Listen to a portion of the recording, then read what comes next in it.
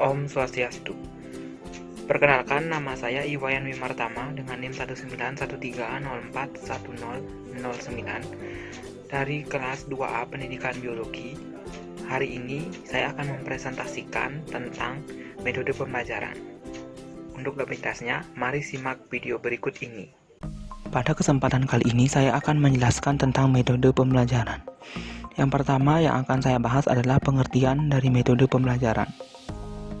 Metode pembelajaran didefinisikan sebagai prosedur, urutan, langkah-langkah, dan cara yang digunakan guru dalam pencapaian tujuan pembelajaran. Dapat dikatakan bahwa metode pembelajaran merupakan jabaran dari pendekatan. Satu pendekatan dapat dijabarkan ke dalam berbagai metode pembelajaran. Dapat pula dikatakan bahwa metode adalah prosedur pembelajaran yang difokuskan ke pencapaian tujuan.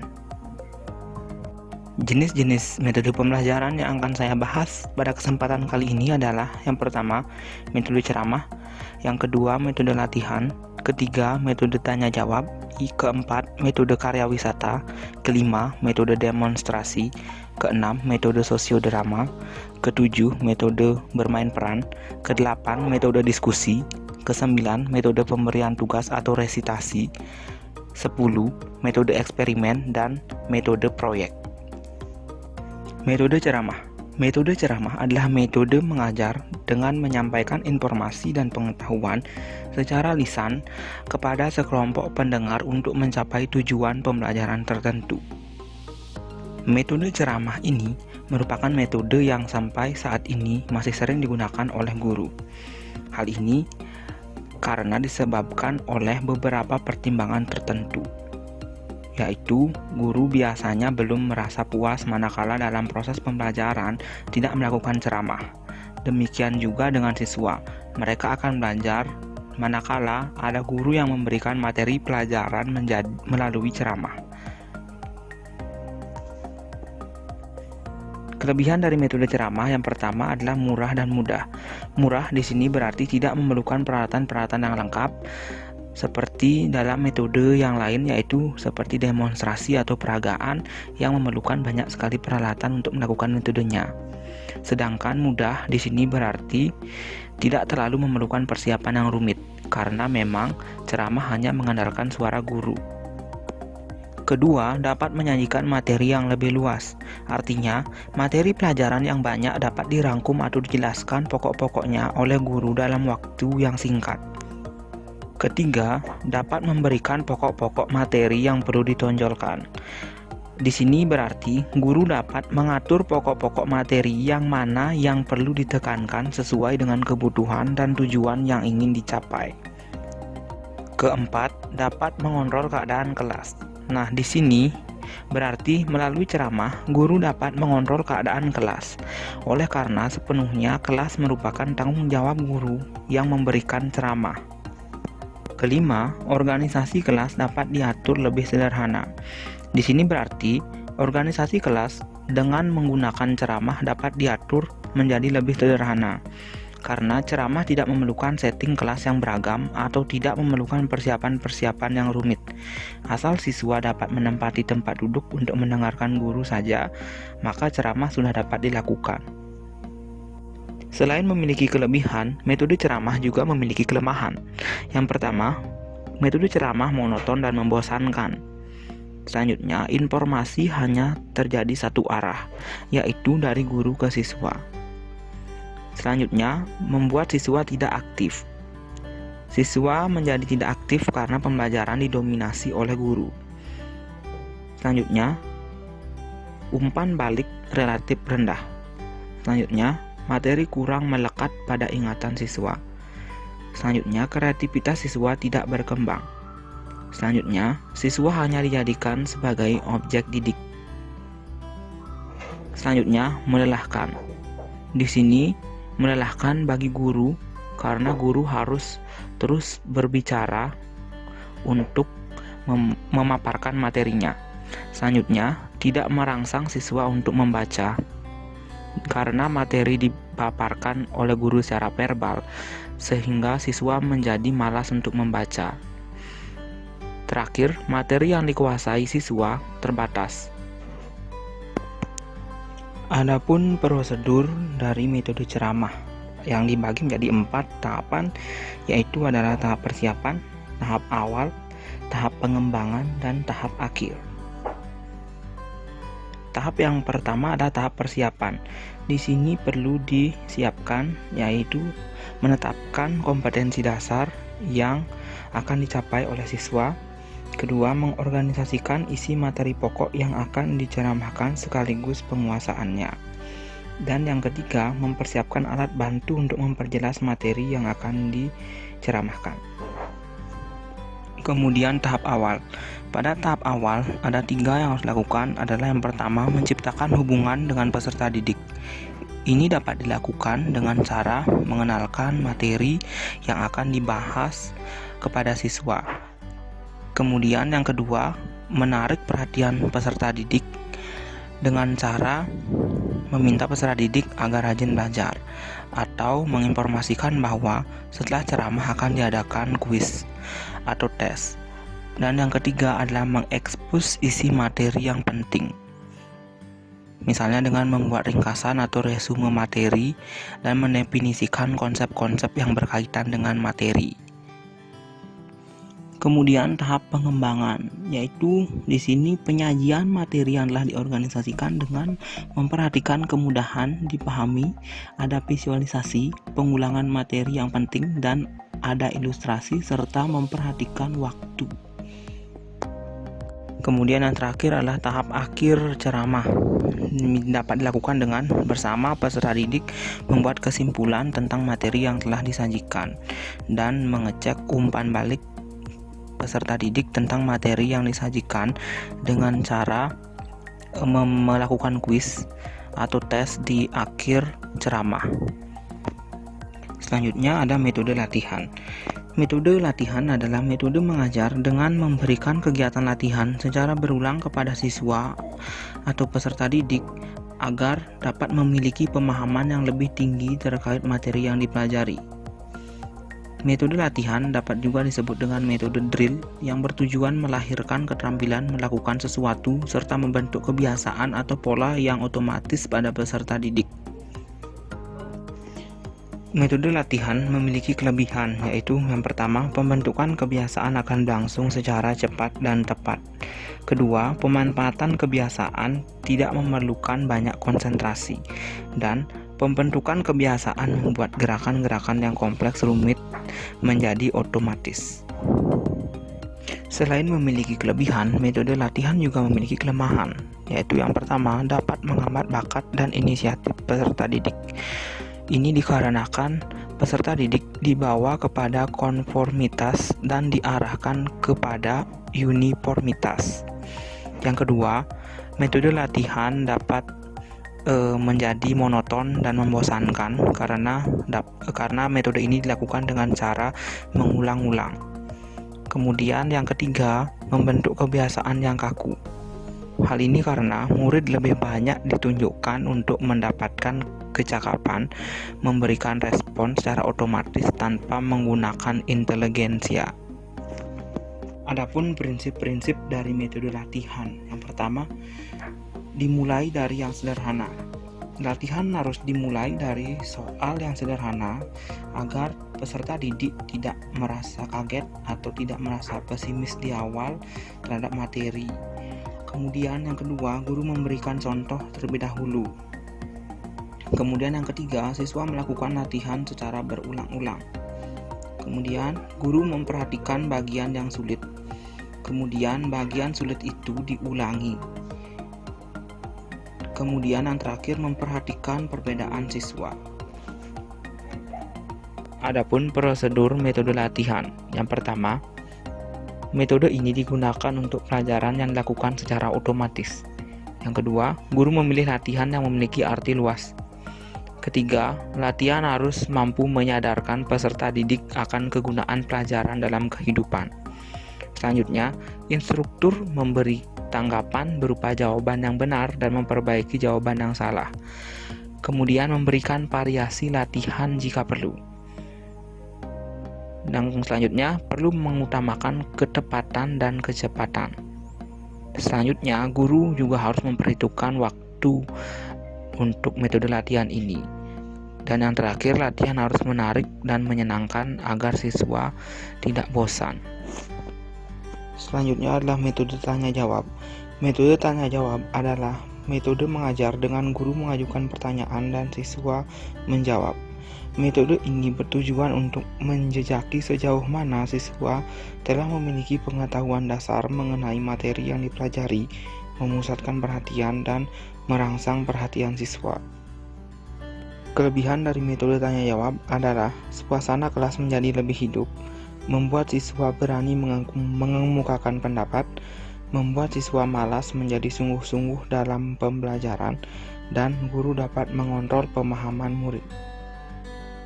Selain itu, metode tanya jawab juga memiliki kelemahan, yaitu dapat menjadi perdebatan sengit jika terjadi beda pendapat. Yang kedua, terkadang siswa dapat mengalahkan pendapat guru.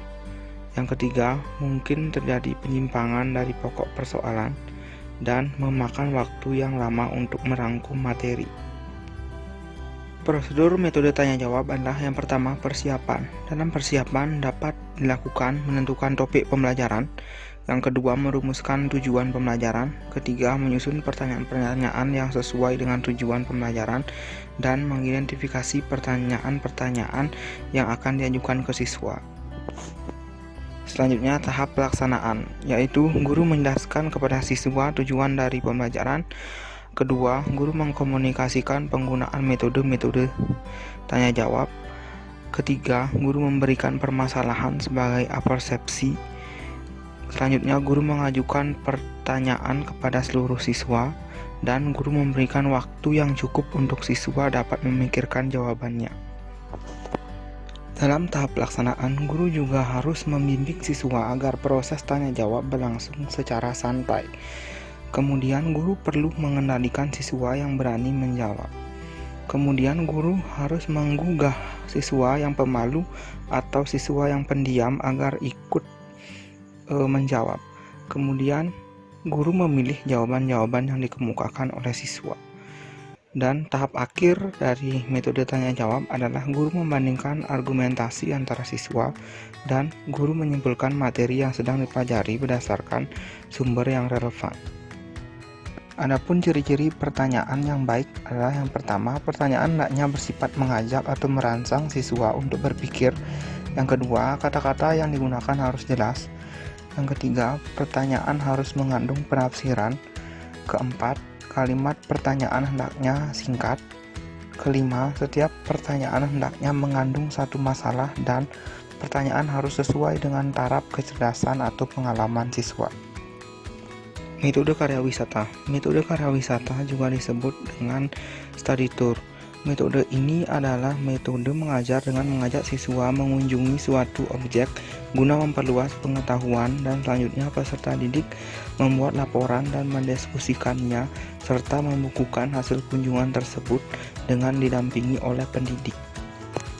Kelebihan dari metode karya wisata adalah yang pertama, prinsip pengajaran modern yang memanfaatkan lingkungan nyata sebagai objek pengajaran.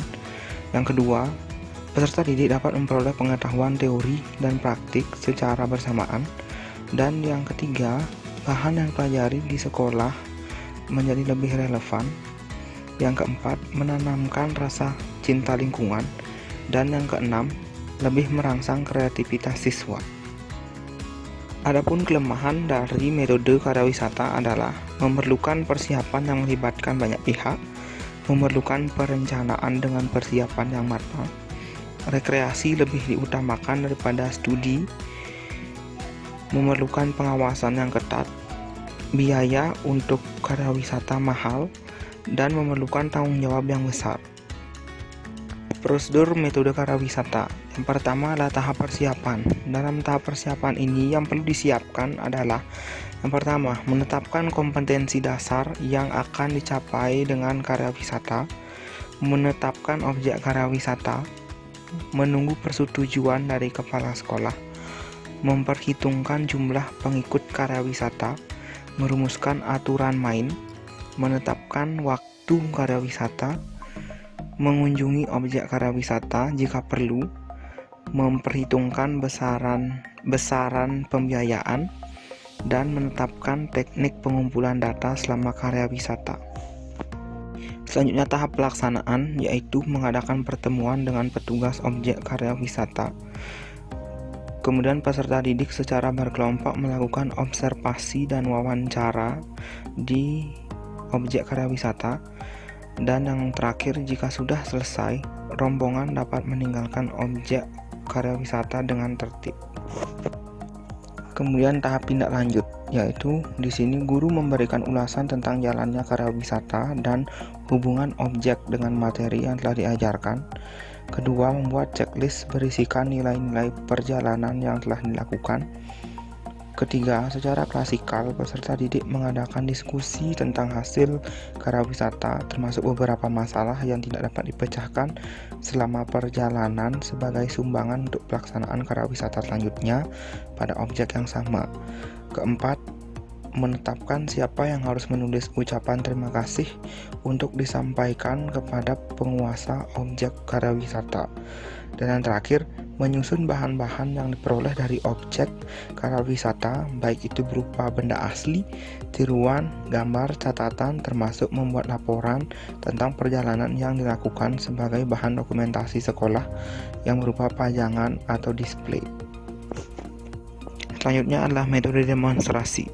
Metode demonstrasi adalah cara penyajian pelajaran dengan memperagakan atau mempertunjukkan pada siswa tentang suatu proses, situasi, atau benda tertentu yang sedang dipelajari, baik itu bentuk tiruan yang dipertunjukkan oleh guru atau sumber belajar lain yang ahli dalam topik bahasan yang harus didemonstrasikan. Kelebihan dari metode demonstrasi adalah yang pertama, pelajaran menjadi lebih jelas dan konkret sehingga tidak terjadi verbalisme. Yang kedua, proses belajar siswa lebih terarah pada materi yang sedang dipelajari. Yang ketiga, pelajaran menjadi lebih menarik karena siswa tidak hanya mendengar tapi juga melihat peristiwa yang terjadi. Yang keempat, siswa akan lebih aktif mengamati dan tertarik untuk mencobanya sendiri. Dan yang kelima, pengalaman dan kesan sebagai hasil pembelajaran lebih melekat dalam diri siswa. Adapun kelemahan dari metode demonstrasi adalah yang pertama, memerlukan persiapan yang teliti sehingga dalam pelaksanaannya dapat terhindar dari kesan lelucon. Dan yang kedua, penerapannya relatif lama. Ketiga, mempersyaratkan adanya tindakan lanjutan berupa peniruan untuk peserta didik dan memerlukan peralatan yang memungkinkan ketepatan dalam pengamatan oleh peserta didik. Adapun prosedur dari metode demonstrasi, yang pertama, tahap persiapan, yaitu menetapkan kompetensi dasar yang ingin dicapai dengan demonstrasi. Yang kedua, menetapkan topik yang relevan. Ketiga, mengidentifikasi peralatan yang diperlukan dan mengorganisasikan kegiatan yang akan didemonstrasikan. Kemudian pada tahap pelaksanaan dapat dilakukan dengan mengecek persiapan peralatan dan bahan yang diperlukan, memberikan pengantar demonstrasi agar peserta didik mengamati kemudian menirukan, dan di samping itu juga dijelaskan prosedur dan keamanannya, dan peragaan tindakan yang disertai penjelasan, ilustrasi, dan tanya jawab. Kemudian pada tahap lanjutan, yaitu mendiskusikan hasil demonstrasi dan memberikan kesempatan kepada peserta didik untuk mencoba melakukan atau menirukan apa yang telah didemonstrasikan tadi. Selanjutnya, metode sosiodrama. Metode sosiodrama adalah suatu drama tanpa naskah yang akan dimainkan oleh sekelompok orang. Biasanya permasalahan cukup diceritakan dengan singkat dalam tempo 4 atau 5 menit. Kemudian anak akan menerangkannya. Persoalan pokok yang akan didramatisasikan diambil dari kejadian-kejadian sosial. Oleh karena itu, metode ini dinamakan sosiodrama. Kelebihan dari metode sosiodrama adalah yang pertama, dapat berkesan dengan kuat dan tahan lama dalam ingatan siswa. Kedua, sangat menarik bagi siswa sehingga memungkinkan kelas menjadi dinamis dan penuh antusias. Yang ketiga, membangkitkan gairah dan semangat optimisme dalam diri siswa serta menumbuhkan rasa kebersamaan dan kesetia kawanan sosial yang tinggi. Keempat, dapat menghayati peristiwa yang berlangsung dengan mudah dan dapat memetik butir-butir hikmah yang terkandung di dalamnya. Kelima, dimungkinkan dapat meningkatkan kemampuan profesional siswa dan dapat menumbuhkan atau membuka kesempatan bagi lapangan kerja. Adapun kelemahan dari metode sosiodrama, yang pertama, sosiodrama memerlukan waktu yang relatif panjang. Kedua, memerlukan kreativitas dan daya kreasi yang tinggi dari pihak guru maupun siswa. Dan yang ketiga, apabila pelaksanaan sosiodrama gagal, maka tujuan pembelajaran dapat tidak tercapai. Dan yang terakhir, tidak semua materi pelajaran cocok untuk dilakukan dengan menggunakan metode sosiodrama. Langkah-langkah metode sosiodrama yang pertama adalah persiapan. Dalam persiapan dapat dilakukan dengan memilih tema cerita dan menjelaskan peranan-peranan yang akan dimainkan kepada peserta didik. Selanjutnya, penentuan perilaku, yaitu memberikan dorongan kepada siswa dan memberikan petunjuk atau contoh kepada siswa perilaku yang akan dimainkan. Kemudian penentuan pemeran, yaitu dapat dilakukan dengan para pelaku memainkan peran yang sesuai dengan imajinasi yang sudah ditentukan. Kemudian diskusi. Diskusi ini dapat dipimpin oleh guru. Diskusi ini berkisar pada tingkah laku para pemeran dalam hubungannya dengan tema cerita, sehingga hadirlah suatu pembicaraan berupa tanggapan, pendapat, dan beberapa kesimpulan dari drama yang sudah mereka buat tadi. Kemudian ulangan permainan. Di sini dapat dilakukan dengan siswa diuji pemahamannya dengan kesimpulan atau saran-saran yang diperoleh dari hasil diskusi. Selanjutnya, metode bermain peran. Metode ini disebut juga role play, yaitu suatu cara penguasaan bahan pelajaran melalui pengembangan dan penghayatan siswa. Pengembangan imajinasi dan penghayatan dilakukan oleh siswa dengan memerankannya sebagai tokoh hidup atau benda mati. Dengan memerankannya, dapat membuat siswa lebih meresapi materi yang sedang diperankannya. Kelebihan dari metode bermain peran adalah memberikan pengalaman yang tidak terlupakan kepada siswa, menumbuhkan imajinasi siswa, mendorong kreativitas siswa, meningkatkan potensi seni yang dimiliki oleh siswa, melibatkan seluruh siswa untuk berpartisipasi dalam proses pembelajaran. Siswa bebas mengambil keputusan dan berkreasi secara utuh, dan guru dapat mengevaluasi pemahaman tiap siswa melalui pengamatan saat melakukan role play. Adapun kelemahan dari metode bermain peran, yaitu siswa yang tidak ikut akan menjadi kurang aktif, banyak memakan waktu, membutuhkan tempat yang luas, dan yang terakhir, kelas lain dapat terganggu dengan suara tepuk tangan dari siswa yang melakukan metode bermain peran.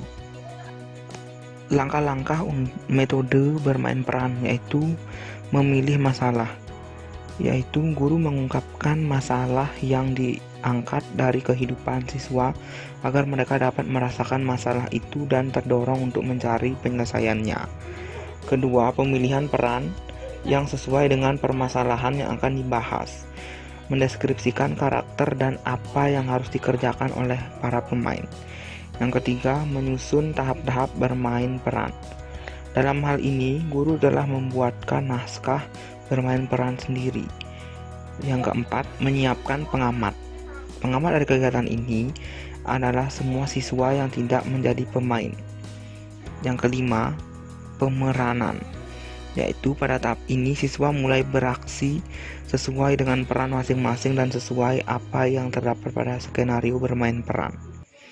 Keenam, diskusi dan evaluasi, yaitu mendiskusikan masalah-masalah serta pertanyaan yang muncul dari siswa.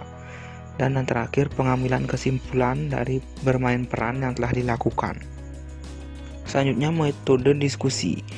Metode diskusi merupakan cara penyajian materi pelajaran dengan tukar-menukar pendapat untuk mencari pemecahan permasalahan tentang suatu topik tertentu. Melalui diskusi, peserta didik akan termotivasi untuk belajar secara aktif dan saling mengembangkan pendapatnya sendiri dalam memecahkan suatu topik permasalahan. Kelebihan dari metode diskusi adalah menumbuhkan dan membina sikap berpikir logis, kritis, analitis, dan sistematis dari siswa, menumbuhkan dan memupuk keberanian kerjasama, toleransi, dan sosial dalam diri peserta didik, menumbuhkan kemampuan untuk berargumentasi, dan membantu peserta didik yang memiliki kelemahan dalam pemecahan masalah. Adapun kelemahan dari metode diskusi yaitu hasil yang pasti dari diskusi sulit diperkirakan, kemudian kurang efisien dalam pemanfaatan waktu, belum tentu menjamin bahwa keputusan yang dicapai akan dilaksanakan, dan proses diskusi sering didominasi oleh mereka yang pandai dan senang dalam berbicara, sehingga yang tidak senang dalam berbicara akan menganggap diskusi ini membosankan. Prosedur metode diskusi. Tahap pertama sebelum diskusi yaitu menetapkan kompetensi dasar, menetapkan masalah sebagai topik, menentukan jenis diskusi yang akan dilaksanakan, merumuskan butir pengarahan, petunjuk, dan tindakan lainnya. Kemudian proses diskusi dilakukan dengan menginformasikan kompetensi dasar yang ingin dicapai, permasalahan atau topik, prosedur diskusi, dan mengorganisasikan peserta didik dalam kelompok serta mengatur formasi kelas. Kemudian guru mengontrol dan memberikan bimbingan. Kemudian setelah waktu habis, masing-masing kelompok ditugaskan untuk membuat laporan diskusi. Dan setelah diskusi berakhir, ada penugasan kepada kelompok-kelompok. Kemudian setelah diskusi yaitu membuatkan catatan tentang gagasan yang belum terpecahkan dan memberikan komentar tentang proses diskusi. Kemudian metode pemberian tugas atau resitasi. Metode ini adalah cara penyajian materi pelajaran dengan menugaskan kepada peserta didik untuk melakukan kegiatan di luar jam pelajaran tatap muka. Melalui berbagai macam penugasan dalam diri peserta didik akan tumbuh dan berkembang kreativitas di samping bertambah wawasannya dan keterampilannya. Kelebihan dari penggunaan metode pemberian tugas adalah melatih peserta didik untuk melaksanakan serangkaian kegiatan agar mereka dapat menemukan pengalaman belajarnya yang pada gilirannya akan menumbuhkan sikap hati-hati, teliti, tekun, dan kreatif, mendorong perkembangan kemampuan dan memikirkan dan melakukan sesuatu tanpa bantuan dari pihak lain, dan mendorong peserta didik untuk menilai diri seberapa jauh kelebihan dan kekurangan kemampuannya dalam mengerjakan tugas.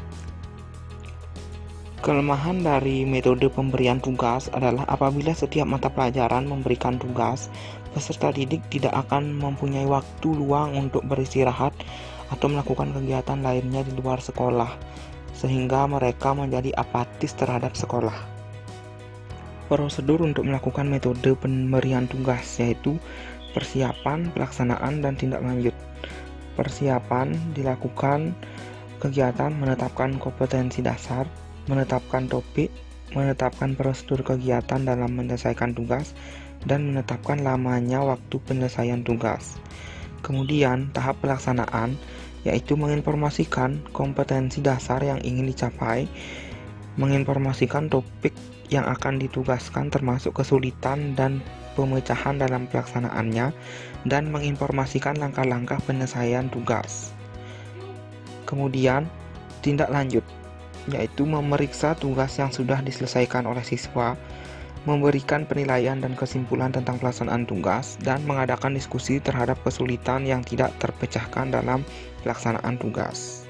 Selanjutnya adalah metode eksperimen. Metode eksperimen adalah suatu cara pengolahan pembelajaran yang siswanya melakukan aktivitas percobaan dengan mengalami dan membuktikan sendiri sesuatu yang dipelajarinya. Tujuan dari metode eksperimen ini adalah agar siswa dapat menyimpulkan fakta-fakta informasi atau data yang diperoleh. Siswa mampu merancang, mempersiapkan, melaksanakan, dan melaporkan percobaannya. Siswa mampu menggunakan logika berpikir induktif untuk menarik kesimpulan dari fakta, informasi, atau data yang dikumpulkannya melalui percobaan, dan siswa mampu berpikir secara sistematis. Ada 4 kelebihan dari metode eksperimen, yaitu yang pertama, dengan eksperimen siswa akan terlatih menggunakan metode ilmiah dalam menghadapi segala masalah, sehingga tidak mudah percaya pada sesuatu yang belum pasti kebenarannya dan tidak mudah percaya pula kepada kata orang sebelum ia membuktikan kebenarannya. Kedua, mereka lebih aktif berpikir dan berbuat. Hal mana itu sangat dikehendaki oleh kegiatan mengajar belajar yang modern, di mana siswa lebih banyak aktif belajar sendiri dengan bimbingan guru.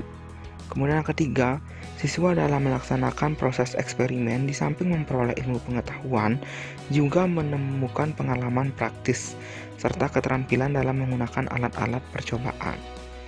Dan yang keempat, dengan eksperimen, siswa membuktikan sendiri kebenaran sesuatu teori sehingga akan mengubah sikap mereka yang tahayul, yaitu peristiwa-peristiwa yang tidak masuk akal. Adapun kekurangan dari metode eksperimen yaitu memerlukan alat dan biaya yang cukup tinggi, memerlukan waktu yang relatif lama. Sangat sedikit sekolah yang memiliki fasilitas untuk melakukan metode eksperimen. Guru dan siswa banyak yang belum terbiasa dalam melakukan eksperimen, dan kegagalan dan kesalahan dalam bereksperimen akan berakibat pada kesalahan penyimpulan. Metode terakhir yang akan saya jelaskan adalah metode proyek. Metode proyek adalah suatu metode pembelajaran sistematis yang melibatkan siswa dalam mempelajari pengetahuan dasar dan kecakapan hidup melalui sebuah perluasan, proses pendidikan, pertanyaan otentik, serta perancangan produk dan kegiatan yang seksama. Kelebihan dari metode proyek adalah memperluas pemikiran anak didik yang berguna dalam menghadapi masalah kehidupan, dan membina anak didik dengan kebiasaan menerapkan pengetahuan, sikap, dan keterampilan dalam kehidupan sehari-hari secara terpadu. Adapun kelemahan dari metode ini yaitu akan berakibat membosankan bagi siswa apabila metode ini diberikan terlalu banyak. Pemilihan topik unit yang tepat sesuai dengan kebutuhan siswa, cukup fasilitas dan sumber belajar yang diperlukan bukanlah merupakan pekerjaan sehari-hari. Dan bahan pelajaran sering menjadi luas sehingga dapat mengaburkan pokok unit yang dibahas. Sekian presentasi dari saya. Mohon maaf bila masih ada kekurangan dan kesalahan pada presentasi yang saya bawakan. Saya tutup presentasi kali ini dengan Paramu Santi. Om Santi Santi Santi Om.